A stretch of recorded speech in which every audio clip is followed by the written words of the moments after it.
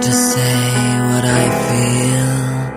Brazil, you have so much. Hello and welcome to Explaining Brazil, a new podcast brought to you by The Brazilian Report in partnership with HuffPost Brazil. My name is Gustavo Ribeiro, editor-in-chief of The Brazilian Report. In this space, we will talk about Brazilian politics, economics, and social issues. As usual, I'm joined by Chiara Long, staff writer at The Brazilian Report. Hello, Chiara. Hi, Gustavo. Great to be here.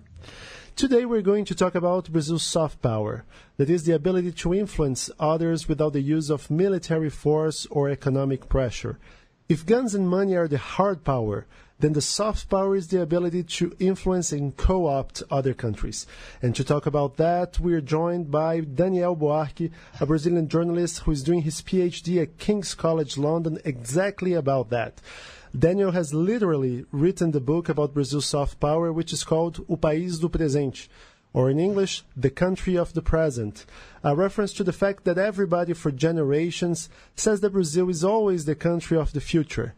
Daniel, I'm glad you're with us, and I begin asking you, are we the country of the present yet? Oh, hi, Gustavo. Hi, Karen. This is a very interesting topic for Brazilians because we care about that a lot and we pay a lot of attention to that. And after writing the book, I have been discussing this a lot since I wrote the book in 2010, 2011, the time when the country was booming everywhere. People were talking about Brazil. And since then, things have changed a little bit. But the main point is that it's not about being the country of the future or the country of the present. It's about being the country that is present. My main point is that Brazil is a country that people know about, that people have some interest on, and that's not going to change if the country is going through a crisis. That's not going to change much if the country is going through a boom time as it did before. So although I call the country of the present not to that idea of country of the future, my main idea is to discuss how Brazil is a country that people know about, the country that is present in the global arena, and a country that is trying to have its voice heard. Well, Daniel, it's interesting you mentioned that because that definitely ties into something that Gustavo and I were both wondering about, which is that, a few years ago, Brazil was in this position where it was seemingly the world's sweetheart. You had that infamous cover of the Economist magazine with Christ kind of rocketing upwards into the skies. Mm-hmm. How do you think Brazil's image compares now? That's really, really interesting to think about that because people are still talking about that cover, even though the Economist has other two covers showing the Christ. After that, showing the Christ, rocket Christ losing its directions and Brazil blowing it, as they call it. When we talk about how the international media is projecting the image of Brazil and reflecting what Brazil is like, there are some very interesting studies that show that there's been a complete inversion of tone in which Brazil appears in foreign media. From 2009 to 2016, Brazil went from having 80% of news in foreign media positive about the country to having 80% of the foreign news with a negative tone about the country. So we see that the main story about the country in the rest of the world right now is crisis, is the problem with the economy, is the political instability, the fact that we saw another impeachment, the fact that we have a president that lacks legitimacy to some of his decisions, the fact that we have a very contested trial of Lula that's going to go to the Supreme Court tomorrow. The main point is that crisis has become. We all know how journalism works.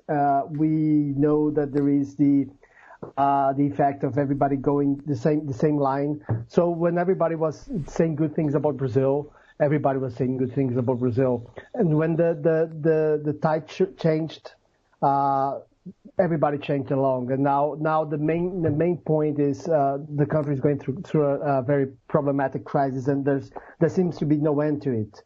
And Daniel, do you think that the way that Brazil is depicted by international media outlets can be sometimes condescending, because I remember in the last moments before the Olympics, the way that people were portraying some stories about Brazil, for me, it was kind of shocking. I remember one American TV station talking about Cracolândias, where essentially areas where people go to smoke crack, like they were just finding out about that. Like that's not something that happens in the U.S. Like there's no opioid crisis in the U.S. Like saying, wow, people smoke crack in Brazil. Yeah, I think it can have some condescendence. I'm not sure if that's a term actually. Condescendence. But the main point is that when you think about the coverage of the Olympics and the coverage of the World Cup, you have to understand that the foreign media is talking to a lot of people who have never heard about Brazil. I was just saying that Brazil is a country that is more known now than it was before, but still, people don't think about other countries that much. I'm not talking really about Brazil. I'm talking about how much people in different countries think about other nations. And the main academic line of study about that is that people think about 5 or 6 countries in their routine. So someone in the United States will probably not think about Brazil unless they have to. They will think about Russia because it's on the news all the time. They will think about European partners, maybe China because it's another global power, maybe Mexico because it's a neighbor. But they would not think about Brazil. So they know where Brazil is. They have some idea of where Brazil is. They know what Brazil represents as a whole. But they are watching the coverage of the Olympic Games, and most of them don't know anything about Brazil. And that's not saying that the Americans are ignorant. It's saying that's like that everywhere. For example, when the World Cup comes up now in Russia, Brazilians don't know anything about Russia. They think that Russia is about vodka, probably. People don't think about other countries. And when you have a very important global sports event like the Olympic Games, all the news outlets are going to that country and are going to talk about the country. So they have to simplify.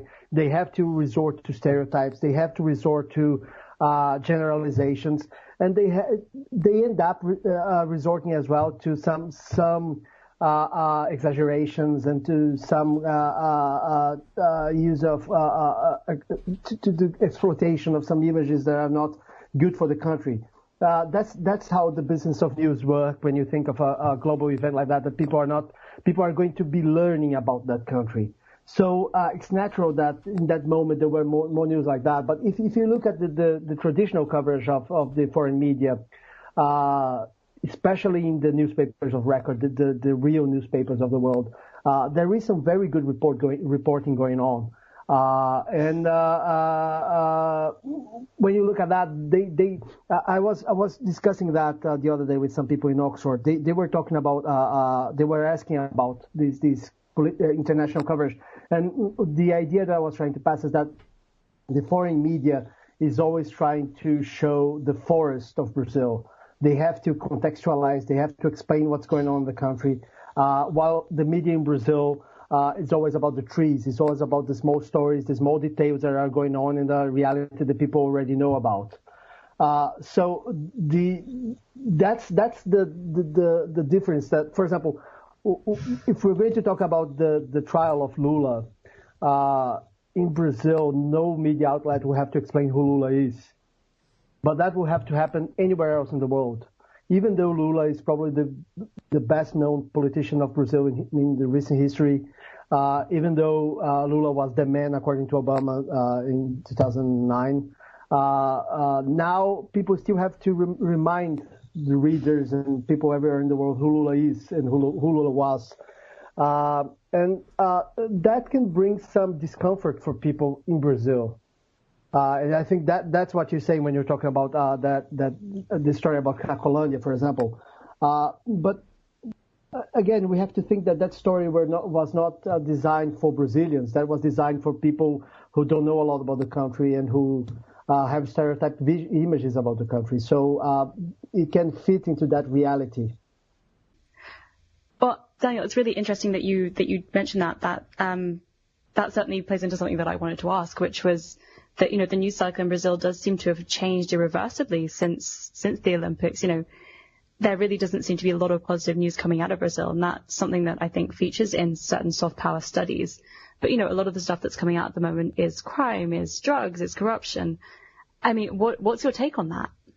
I think that's because the situation of Brazil changed. For us who know Brazil and who live in Brazil, I lived in Brazil until last year. So for us living in Brazil, that change was gradual. But for people looking from abroad and not paying attention all the time, the change was more radical at that moment.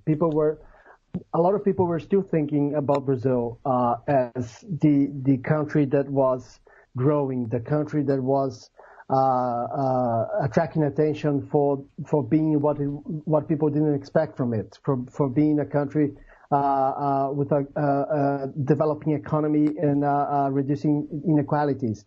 And then people stopped paying attention to Brazil for a few years, and then the Olympics came, and what they saw was almost the opposite of that, a country in deep crisis, a country in a situation that people don't know what's going to happen. And the situation didn't change after that for Brazil. The country is still a mess. We can think about the chaos in politics. We can think about the economy that's not really recovering for people. And so the news that are coming out of the country are bad because the news in the country are bad. If you look at national media as well, Folha de São Paulo has been trying to give space to good news about the country, good news in general, and it's really hard sometimes to find good news going on in the country. Especially, you can find good stories, particular cases, but in general, thinking about the country, I don't blame the media for showing things that are problematic when the country is going to a problematic phase. I was just going to say, obviously it's the media's job to report on what they find, but I'm curious as to how you think that affects Brazil's kind of soft power. Yeah, that's a good point, because I did an analysis of that late last year, talking about soft power and talking about nation branding and the image of Brazil in general. I compiled 8 different analyses of surveys that are done globally about what people think about Brazil. And in 2017, since 2013, Brazil has been falling in these rankings. And in 2017, it lost positions in all of them. It was a terrible year for the country, even if you think it's a year after the Olympics. So that's what's going on. When the spotlight was put on Brazil for the Olympics and people were paying attention and the situation of the country was not good, people reversed a little bit the idea they had about the country. So we saw, for example, the Soft Power 30, one of the main analyses of soft power of countries in the world. Brazil has been around the 20th place in that ranking for a while.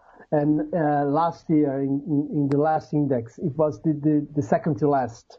So it dropped a lot. And it was in front just of Turkey, because, and you can understand that Turkey has had an actual attempted coup d'etat. It has had violence. It has had a more dramatic situation than Brazil. And you mentioned that soft power has a lot to do with being present.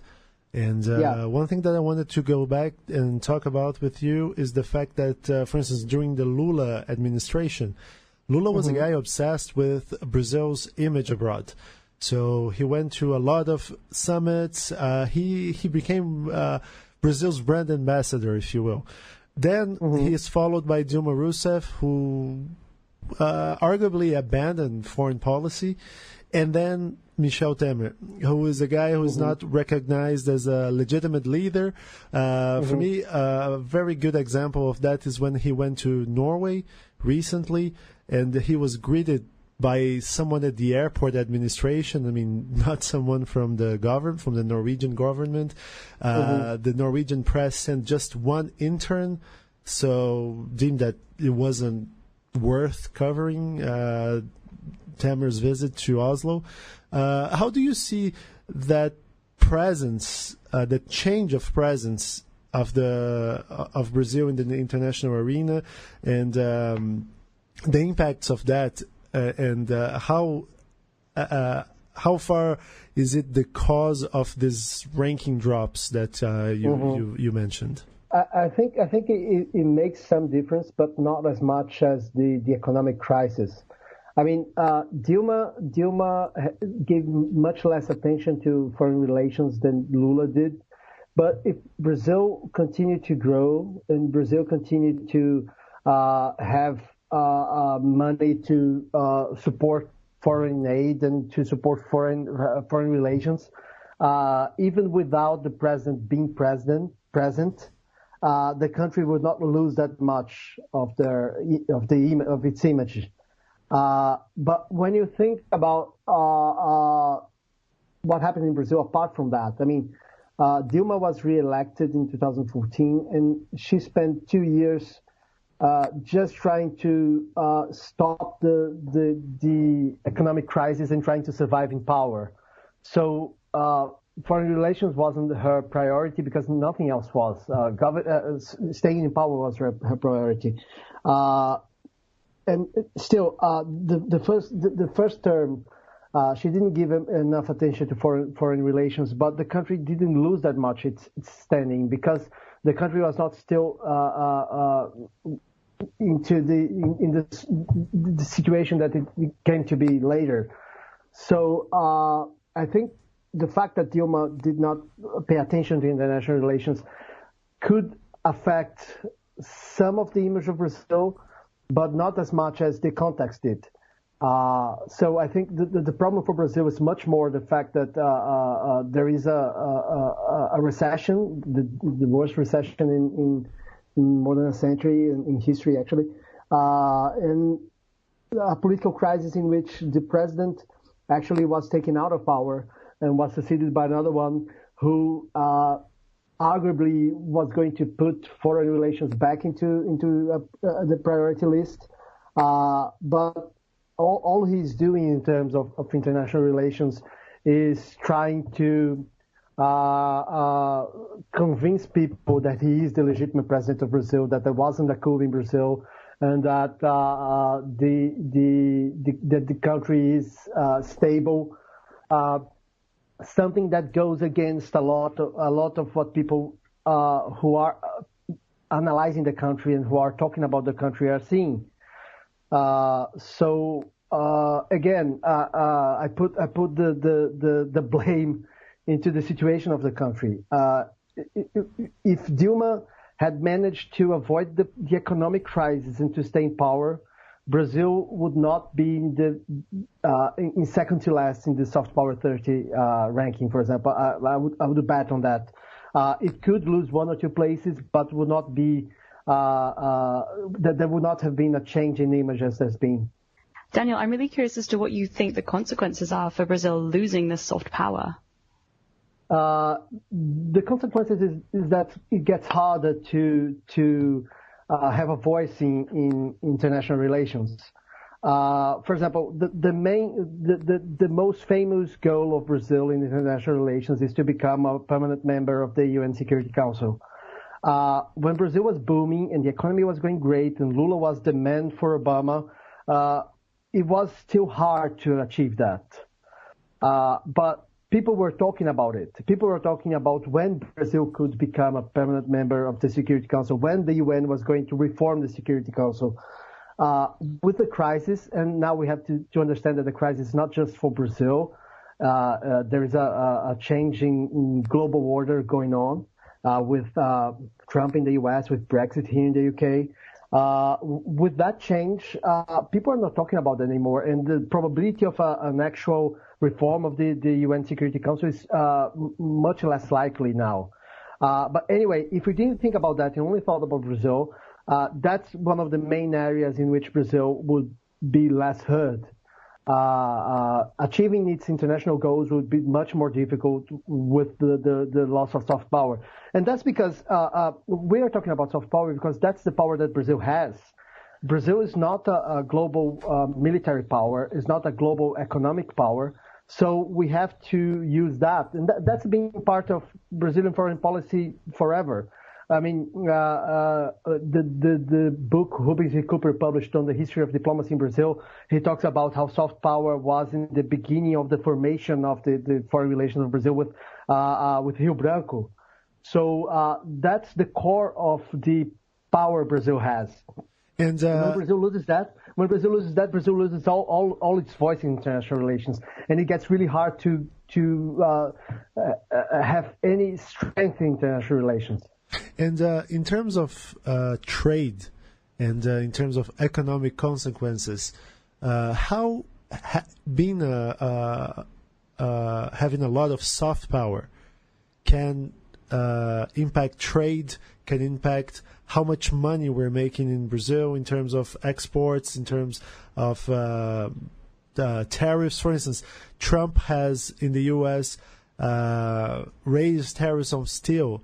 And Brazil is the second biggest steel exporter to the U.S. So if Brazil managed to be temporarily excluded from the list of countries on which this new taxes are going to be enforced, but in terms of economic consequences, how much does soft power plays into the equation? That's very disputable. A lot of people say that soft power is not real power, but still it's something that is taken into consideration when the country is trying to achieve deals. It's hard to say that it would make any difference for Trump because Trump is not a very normal global leader that would follow the traditional means of negotiations in international relations. But still, we could think that having soft power would help the country be heard. It's really hard to put a number down on that and know how much it would change for the country. And I think it's not just one specific deal or one specific dispute. The main importance of soft power for me is the fact that when Brazil was rising in soft power, the country was more present, as I said before, and would be heard in any and all dispute it was going to be a part of. It could be something like the tariffs Trump are putting up still in the U.S. It could be talking about Haiti and what Brazil did in Haiti. It could be the negotiations Brazil is doing with the European Union. We have to think of how the voice of the country was heard in all instances, and how that was lost. And so it's. I'm not really sure if we'd be able to say how much Brazil could win with having more soft power and will lose with not having as much soft power. But it seems clear that the country loses part of its voice and becomes less relevant when trying to negotiate negotiate for the interests of the country. I mean, it's interesting you mention things like Brazil's participation with the UN. Because, as recently as November last year, the UN asked Brazil for peacekeepers to help out with missions in the Central African Republic. What do you make of that? That's Brazil. The peacekeeping operations are really one of the main parts of Brazil trying to become a relevant player in the UN and trying to pursue the permanent seat in the Security Council. So. The job that was done in Haiti was really well received internationally, and Brazil is still seen as a country that can help with that. It goes a little bit beyond the idea of image that we are discussing here, and that's the focus of what I normally study and talk about. But especially when you think about how the international community are asking for Brazil to help with that. But the main thing about the Central Africa mission is that the UN saw Brazil as having this potential for peacekeeping operation that was freed after Haiti, and so it was easy to say, "Oh, so now you can help here instead of there." And I think it doesn't go a little. It doesn't relate much to how Brazil is perceived abroad, and I think it will not really change a lot in the way Brazil is pursuing its goal in the Security Council. But on the other hand, if Brazil argues that it's not able to do another peacekeeping operation, that can change the way can change the way the country is seen as a contender to be a permanent member of the Security Council. And I have one last question, Daniel. One time, I remember you wrote that Brazil's image abroad is that of a superfluous country. And I'd like to ask you to explain what that concept is and if it's a negative thing. Yeah, the actual word is decorative. Decorative. That's a phrase that I took from Simon Anholt. He is the guy who created the term nation branding, and he developed most of the first surveys as analysis of how the world perceives, how each country perceives the other, with that idea that countries have images like brands have images. And his idea was that Brazil was very well evaluated in terms of soft aspects of its image. For example, people thought of Brazil as a very good tourist destination. People thought of Brazil as a place with very friendly people, a place for fun, a place for party. But people would not take Brazil as seriously when thinking about politics. That is based on surveys with people in general, with common people on the streets, for example, not really stakeholders. So it's the general idea people in other countries have about Brazil. So they see Brazil as a very good place for fun and games, but not as a very good place for investment, not a place they would like to move to, not a place they would like to see running the global economy and global affairs. So from that, he takes the idea that the country is decorative. It's not useful for serious matters, and is there just for parties. It's the same analogy of the general stereotype of Brazil as a country of parties, a country of carnival, a country of beaches, and not really a country, a leader in economic and politics. So that seems very negative, but his argument is that that's not really a problem, because that's the image of Italy, for example. Italy is also a place that people think about the food, people think about drinks, people think about wine, people think about parties, and don't take it seriously politically. And that's not a problem for Italy, because it's still a very important country in the world. What could be a problem there is the fact that Brazil is always trying to pursue a little bit more than what it can achieve. It's always punching above its weight. So a decorative country is going to have a much harder time becoming a permanent member of the Security Council than a country that is seen as useful. That's the main problem there. It's not that the image is bad for the country, it's that's the image of the country. What it wants to do with that's the problem. So if Brazil wants to be taken seriously, I think that also applies to a lot we've been discussing before about the international coverage, for example. If Brazil wants to be taken seriously, if Brazil wants to have good news about it going on in the world, it has to have this reality. We need good things happening in Brazil in order to have good news about the country, and we need good things happening in terms of politics and economics in order for Brazil to be taken seriously. It was starting to happen. in 2010, when I did most of the research for my book, the main idea was that Brazil was becoming the country of the present because of the economy, because of the political stability. So when that went south, so went the idea that Brazil could become more relevant. And now what the country needs to do, for example, instead of having campaigns to help to get other countries to support its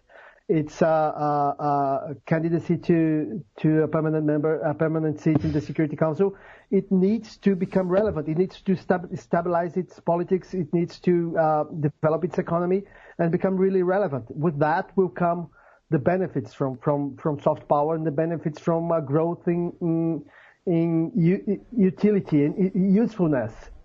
So changing the reality would change the image, I think. Okay, thank you, Daniel. On that note, we'll have to end. We are out of time, but thanks. Was very interesting. And I hope we'll have you back soon. And I want to thank as well all of our listeners. If you like what you heard, please take a few minutes to check out our reporting at the Brazilian Report. You can find new pieces on Brazilian politics, economics, and society every day on our website.